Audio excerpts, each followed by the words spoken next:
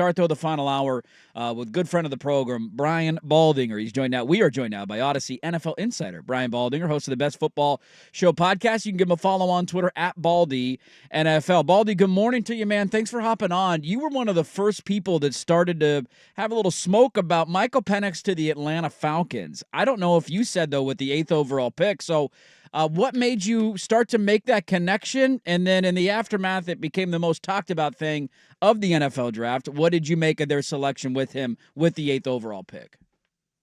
Well, he was my second favorite quarterback in the draft after Caleb. So, I mean, I thought he was a very good player. He elevated the Indiana Hoosiers to the number 7 team in the country when he was there. Then he got hurt. He took over a moribund franchise in Washington that was 4-8. He convinced everybody to stay, joined with the new coach, Kalen DeBoer, and took his team to 14-0 and lost the national championship game. I mean, he's elevated everybody around him. So I liked him.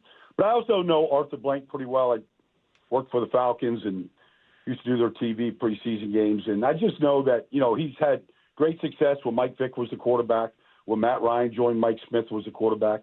He wanted a quarterback for the long term. And I think even after they gave Kirk the money and the big contract, I think once they saw him work out privately and they were around him, talked to him, they thought, this is the guy that can lead this franchise for another decade. And I think he can, and I think he will. And it's just a question of how they allow the competition. If there's a competition, what they do in that regard. But I think Arthur Blank had to sign off on it after he gave $100 million guaranteed dollars to Kirk, and he signed off on it. So they've got their quarterback of the future. Well, it's hard to bypass somebody that you fall in love with, especially at that position. And Baldy, I can kind of understand some of the thinking here. The problem with some of what their comments were is like, oh, we're not going to be in a position to draft. You haven't made the playoffs in 6 seasons, so I don't know where this confidence is coming from, but I can kind of see it. But can we also look at the other side of this, say organizationally, maybe didn't do this the right way, despite what everybody says? Like, I just value and what they needed and all that stuff, how you view it from an organization decision to sign guys to a $100 million deal and then draft their replacement, barely telling them.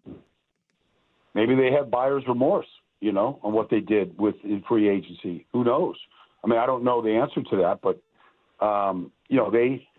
they made a bold move, and they got to make this work now. So it's not the way most teams would do it. Most teams would have done enough work on Michael Penix Jr. before free agency to know that he's a possibility. I just had a premonition that Atlanta was going to not do what everybody said they should do. Go, draft a defensive end. I just think they were looking to the future. Now, I don't know how this is going to work out. It might flop, but they brought Kirk Cousins in there to win the division. So he still has a chance to go help this team win the division. They've been 7-10 3 years in a row. It's time to flip it to 10-7 and win the division. And that's what Kirk's there for. Now, he might not be happy about it, and maybe they're better if they have, Latu playing defensive end for them. They probably would be. But this is what they have right now. You got to go make the best of it. Brian Baldinger is our guest at BaldyNFL on Twitter. Go give him a follow. As a former offensive lineman, I guess a two-parter for you. As a former offensive lineman, how do you react when you see the way Jim Harbaugh talks about offensive linemen? And then your weapons. And then, I agree with his roster building completely. We were having a conversation yesterday, Baldy, about Herbert and just kind of the expectations for him. Feels like he finally has a competent head coach. So I'm just kind of curious what you make of that, what the Chargers did, and the thought of building around an offensive line and those guys being weapons in L.A. Look, we're a better league when Jim Harbaugh is coaching in the league. He's just a great coach. And I already was talking to some of the players with the Chargers. He's sleeping in a camper outside the facility. He just lives it and breathes it. And he just gets to know his players. And Joe Alt is a great pick. He'll be the starting right tackle. Rashawn Slater will be the starting left tackle. If you go back to his first year in San Francisco, they made the playoffs. And they ran the ball way more than they threw it. And Frank Gore, and they drafted Kendall Hunter, and they pounded it.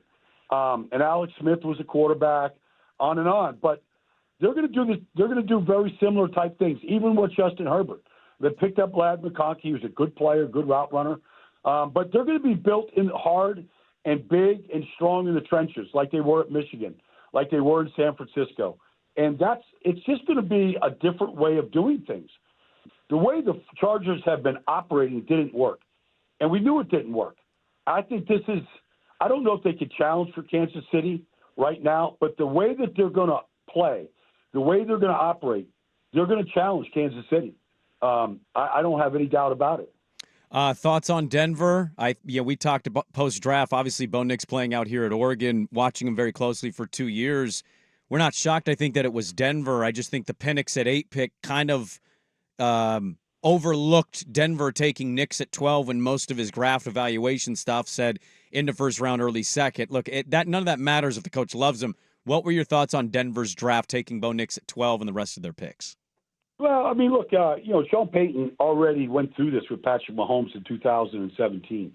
He was ready at number 11. Drew Brees was in the war room to take Patrick Mahomes, the replacement for Drew, and Kansas City jumped him. And so, he learned from that. Like, if you want a guy, you better go take him. And I'm sure they could have waited around. Maybe the Raiders would have taken him right behind him. I kind of doubt it. But maybe, Bo Nix would have dropped, and maybe he wouldn't have dropped. So if they wanted Bo Nix, and I know they did, then take him with the 12th pick and live with it. And, start the process of building around him. He improved dramatically from his time at Auburn to his time at Oregon. And, look, Sean Payton wants a guy that, is going to be in that building all day long, studying it like he's studying it, and just maniacal about it. And I think they made a good choice. We'll see which ones work out, which ones don't.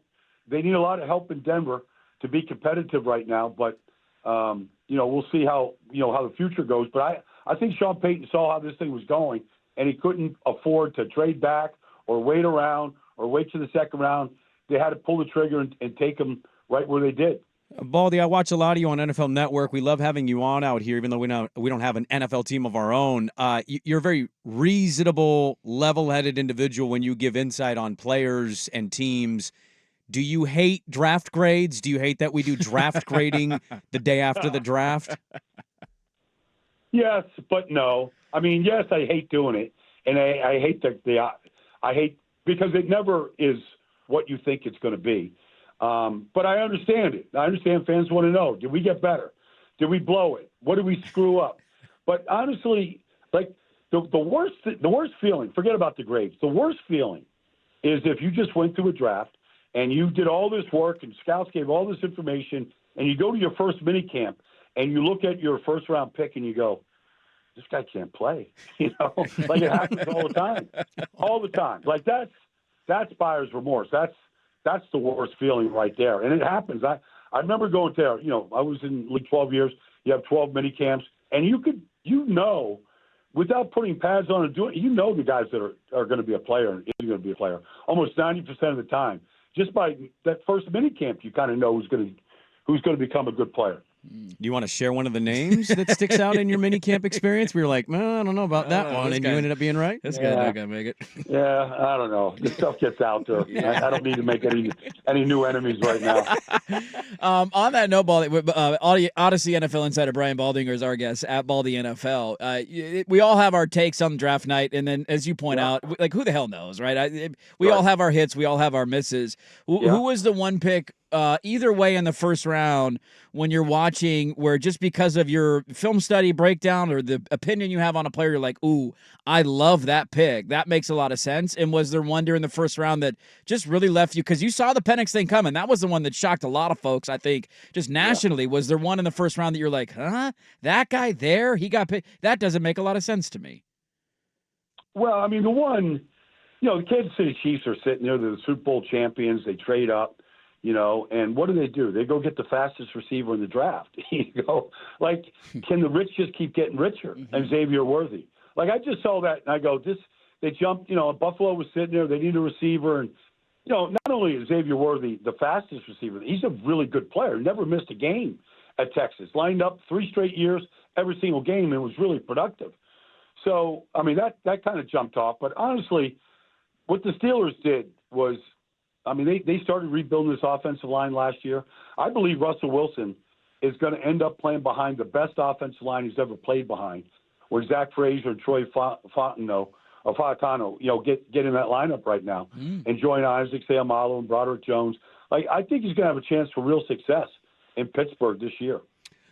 Caleb gets drafted by the Bears to no surprise. We know you're a big Caleb guy. I also am. My co-host thinks he's going to be a bust and not very good at all, and no chance in hell. Can you think of? I'll just say one thing real quick about that. I worked with Caleb when he was in high school at a football camp, and I put him in the film room and showed some coverages and how to attack coverages.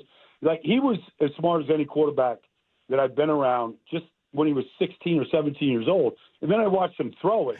I'm like, he could have gotten drafted just off him throwing it when he was 17 years old. He was that talented. Well, the expectation, Baldy, I think for some, and it might be a bit much, is obviously we're going to go to the C.J. Stroud stuff. But I was more wondering, can we think of a better situation that a quarterback drafted number one has walked into than one that he's currently going to walk into with what might even be the best three-headed wide receiver group in the NFL? And I know Rome hasn't played a snap, but my God, if Keenan Allen stays healthy, that seems like a monster. It's got to be one of the better positions we've ever seen at number one ever for a quarterback to go into.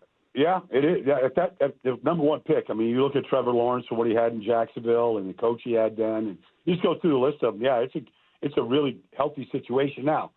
I mean, there's going to be some growing pains. There's going to be a learning curve. Like, this isn't going to be instant success, I don't believe. I think it's going to be good. I think Caleb's going to be good. They might get their first 4,000-yard passing quarterback ever if he stays healthy for 17. But there's still NFL defenses. It's still, the Detroit Lions just put 2 new corners out there. Like, Hutchinson's still going to be chasing him around like he's Freddy Krueger. So it's still the NFL. It's still a big jump for any quarterback, but it's a good situation to start with for sure. Yeah, but what about those pink fingernails, Baldy? I mean, come on. Yeah, I can't explain any of that stuff, man. I don't know. Like, maybe he lost a bet. I can't explain it. Baldy, when are we getting into the salt water today? At what time are we getting into the ocean? Well, I'm not near the salt today, so I can't do it. I just found out I got to have tricep surgery, and they got to put my arm in a cast for 10 days. And I'm like, if I put a balloon around the cast, can I still go in the water? And the guy just started laughing at me. He goes, "You're not going in the water. Like, this thing's got to just sit on the couch, watch Netflix." And I'm like, I'm already climbing the walls. Already going crazy. He's Audacy NFL insider Brian Baldinger. Make sure to follow the Best Football Show on the Audacy app or wherever you get your podcast, at Baldy NFL on Twitter. Best of luck with the surgery, man. We always enjoy the time. Thanks for hopping on. Hopefully we can do it again soon. Appreciate you guys. You bet, man. Anytime. There you go. Great stuff from Brian Baldinger. Always enjoy the conversations. There was a funny story that came out. There's some backstory on Caleb. I think when he was in high school, he started to turn heads. He was just playing catch to warm up for a game, and he broke the ring finger of his coach's hand. He was throwing the ball so hard. Just trying to let's play catch, warm up a little bit. You get those little kind of legend tales that build and grow. But he was one of the guys that saw the Penix move to Atlanta coming. Obviously close to that organization. Not surprised. He's given him the benefit of the doubt. So I guess you come off Desmond Ridder, as one of our listeners points out. You want to get as many good quarterbacks as you possibly can. Well, that was the take. I said Raheem Morris was my initial thought on it. And as the day went on Friday and then going into the weekend, I think it became clear that Blank made him take that. Hey, you love him? Take him. Because what happened to him when he lost Mike Vick? What happened when he lost Matt Ryan? Haven't replaced him. You can't replace. Ritter didn't work. Like, these spot guys you fill in at the third, fourth round, there's only going to be so many Russell Wilsons that exist. So it's still way over the value mark, I think, of where he's picked. But we've already walked through it, and the owner wants what the owner's going to get, man. He's the one paying the paychecks.